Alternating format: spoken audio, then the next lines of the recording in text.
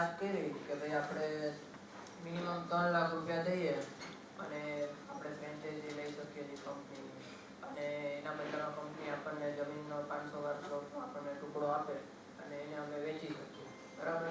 હવે માની લો તમે મને ક્રેડિટ ઉપર આપ્યું તો મેં એને વેચી દીધું, પછી મને વેચ્યા પછી જે રૂપિયા આવ્યા એમાંથી મારે તમને કેટલા આપવાના? तो उनका क्वेश्चन है कि मुझे 500 वाल मिल गया, अभी मैंने बेच दिया, तो उनको पैसा कितना वापस देना है, राइट? आपका क्वेश्चन वही था, राइट? यस. तो आपने 3 लाख रुपया रिफंडेबल डिपॉजिट दी, आपको 500 बार क्रेडिट मिल गया. सबसे पहली बात ये कि जितने भी प्रोजेक्ट्स है उसका कॉमन 500 बार दिया है आपको, तो आप अपने इन्वेस्टर को पूरे के पूरे सब प्रोजेक्ट दिखा सकते हैं, उसमें से उसको जो सिलेक्ट करेगा वो 500 बार आप बेच सकते हैं. अब वो बेचेंगे क्या?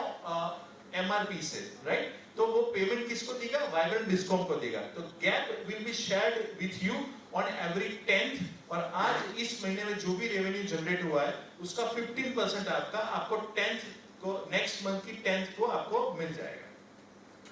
Clear sir? यस. અને બીજું એ પૂછવું હતું કે આપણે શેર માર્કેટમાં જે વાઇબ્રન્ટ ગ્લોબલ કેપિટલ છે એ આપણી છે? આપણે નથી, પણ એમને વેચવી હોય તો કેજો, આપણે રસ કરો. એટલે આ તો તમે આપણી નથી. કંઈક તમે વાત કરી હતી ને કંઈક કે સેબીની ગાઈડલાઈન મુજબ આપણે કામ કરીએ છીએ, એટલે મેં કહ્યું આમાં સેબી કેવી રીતે આપણે Yes, it's a Vibrant Discom Limited. Format is limited company. It's a unlisted public limited company. We fall in MSME. So અમારે દર 3 મહિને એના બધા જ રિપોર્ટ નાટો કે ચોપડો લિટરલી હું સહી કરીને થાકી જાઉં છું. દર 3 મહિને એટલી બધી સહીઓ કરવી પડે છે, પણ એટલે અમારે સેબીની દરેક ગાઈડલાઈન ફોલો કરવી જ પડે. એન્ડ અમારો ટાર્ગેટ પણ એ છે કે અમે 2021 થી એક ડ્રીમ બનાવેલું કે 2027 માં અમે આને લિસ્ટેડ કરીશું, રાઈટ? તો 2027 ની બેલેન્સ શીટ અમારી જો 2021 માં રેડી હતી, અમારી જો 21 થી 27 ની, so we are doing a reverse engineering. 27, 26, 25, 24 બધી બેલેન્સ શીટ અમારી જો રેડી છે, અને એ જ પ્રમાણે this is actually the SEBI અને share market is a different story. આપણે જે બિઝનેસ કરીએ છીએ અને શેર માર્કેટની game is a different story, right? Actually શું લાગે રિલાયન્સે 10% પ્રોફિટ દેખાડ્યો, તો શું સાચે 10% હશે? તો આટલા બધા પેલા ભાઈના લગ્નમાં આટલો ખર્ચો ના કરી શકે જો 10% પ્રોફિટ હોય તો, right? Is a different story, right? પણ અમે એ ગાઈડલાઈનથી ચાલવા માંગીએ છીએ, એટલે જ 100% ક્લેરિટી. સી, અમે વાઇબ્રન્ટ ડિસ્કોમ, તમે ત્યાં 50 કરોડ રૂપિયા આપો તમે ચેકથી લેવા તૈયાર છે. કેમ? કારણ કે અમને ચેકનો જ ધંધો કરવો છે, કારણ કે અમારી કંપનીની નેટવર્ક મોટી કરવી છે. And that is the logic behind that, કે અમે એટલા માટે 100% ચેકમાં બિઝનેસ કરીએ છીએ. યસ. Anyone else? સી, આ ભાઈની જેમ ના કરતા, મન ક્યાંક હોય, હૃદય ક્યાંક હોય, એવું ના કરતા, બે ભેગું કરીને જ જજો. Right? No one else? Sujit sir, आप कुछ पूछना चाहते थे? नहीं पूछना? उन्होंने पूछा था कि मैं पूछूंगा क्वेश्चन, तो दिल के दिल में नहीं रह जानी चाहिए, है ना? तो आगे बढ़े. यस और नो? हाँ, तो बोलो तो सही. So next please. या तो ये लास्ट स्टोरी से हम कंप्लीट करते हैं, और ये आपको बहुत सपोर्ट करेगी आपके डिसीजन लेने में, आपके फ्यूचर के लिए, राइट? तो जब राम भगवान का, राम जी का राज्याभिषेक होने वाला था, राइट? उससे अगले दिन क्या हुआ? उनकी माताजी ने बुलाया और बोल दिया कि भाई चलो ये राजा के कपड़े उतारो, चेंज करो, और 14 साल के लिए वनवास चले जाओ. वनवास चले गए. थोड़े दिन हुए, 3-4 महीने हुए, तो भरत भाई आ गए, उनके भाई, और चप्पल ले गए. चप्पल ले गए तो क्यों ले गए? क्योंकि मैं तो इसको रखूंगा और मैं राज करूंगा. तो जंगल में घूमना था, कांटों के ऊपर चलना था, चप्पल भी दे देना पड़ा धीरे भैया, कुछ ऑप्शन नहीं थे, दे दिया. ये सब साधु जैसे कपड़े हो गए. तो और राइट, ये स्टोरी आप सबको मालूम है? यस और नो? यस. आप मुझे बताइए कि जब राम जी को कहा गया कि कल से आपको जाना है जंगल, 14 साल के लिए वनवास, राइट? राम जी ने पूछा होगा क्यों? पूछा होगा? नहीं पूछा, तो वो 14 साल के लिए गए, राइट? आप देखिए वनवास में क्या क्या होता है. राइट, तो उसकी पत्नी को उठा के ले गए, है ना। कितनी जीवन में तकलीफें आती है, फिर भी उन्होंने पूछा कि मुझे क्यों जाना है, नहीं पूछा, राइट।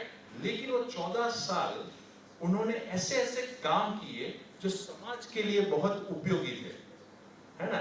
तो जीवन में उनको एक उद्देश्य मिला, इसीलिए भगवान ने उनको यहाँ भेजा, राइट। विष्णु जी अवतार लेके आए, राम बन के आए, 14 साल वनवास में गए और ऐसे ऐसे अच्छे काम किए जिससे आज हम सीख सकते हैं, जिससे आज रामायण हमारे जीवन का भाग है। ये इसीलिए हुआ क्योंकि उन्होंने किसी से भी नहीं पूछा कि मुझे क्यों जाना है, राइट। और उन्होंने क्या किया, बहुत अच्छे अच्छे काम किए, इसीलिए उनका भव्य मंदिर बना और हम उनको पूजते हैं। अब back to our hall, right. अब 10-20 हजार साल से वापस आ जाते हैं। अब आप भी यहाँ आए हो, राइट, आपको भी किसी ने बुलाया है, राइट। अभी आप भी ऐसा पूछ सकते हो कि मुझे क्यों इन्वेस्टमेंट करना चाहिए। क्यों इन्वेस्टमेंट पूछा तो हमारा मंदिर नहीं बनेगा। राम भगवान ने नहीं पूछा था, ठीक है, होता है। मेरी कई बात आप कल नहाते होंगे ना, तब आपको लाइट होगी। ये कौशल ने क्या कहा था, कल नहाते नहाते शावर में लाइट होगी, कौशल नहीं है, अरे यार, तब आप अकेले अकेले हंसोगे, आपको लोग पागल बोलेंगे, राइट। अगर पागल बोलेंगे वो अच्छा है कि बुरा है? अच्छा है, कारण કે ગાણા જ ઇતિહાસ બનાવીને દોડતા વાંચે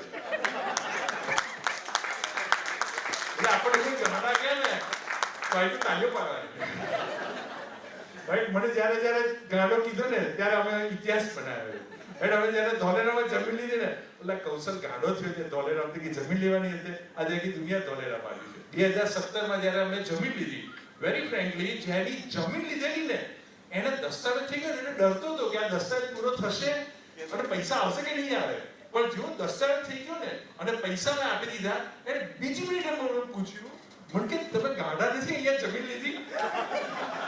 એ જમીન વેચનારે મને પૂછ્યું, મેં કીધું વાત સાચી છે, આજે હું ગાડો છું, 5 વર્ષ પછી એને એની જ જમીનમાં 5 લાખે પ્લોટ લીધો।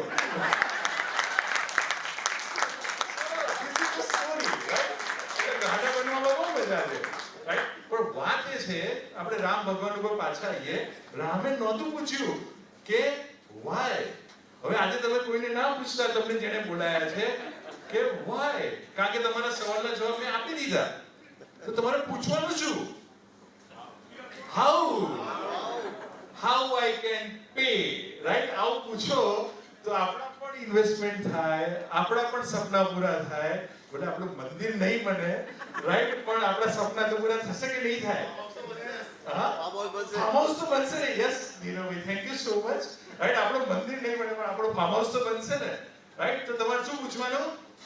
How, right. એટલે પૂછજો, ક્યુઆર કોડ રેડી છે, એટલે તમે પૂછશો કે હાઉ, એટલે સામેવાળો શું કહેશે? આમ ક્યુઆર કોડ ધરશે કે નાઉ। સો તમારું ફાર્મ હાઉસ બનશે, તમારા સપના પૂરા થશે, રાઈટ। તો ધીસ ઇઝ ધ સ્ટોરી।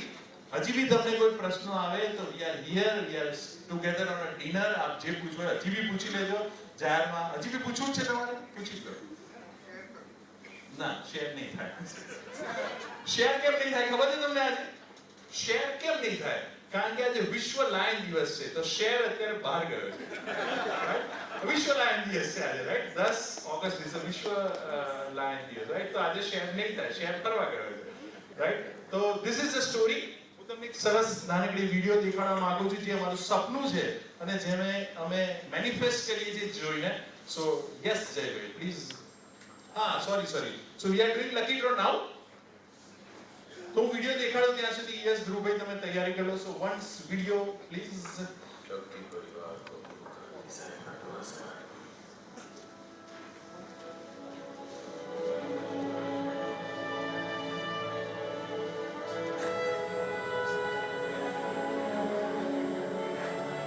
सपने मत देखो,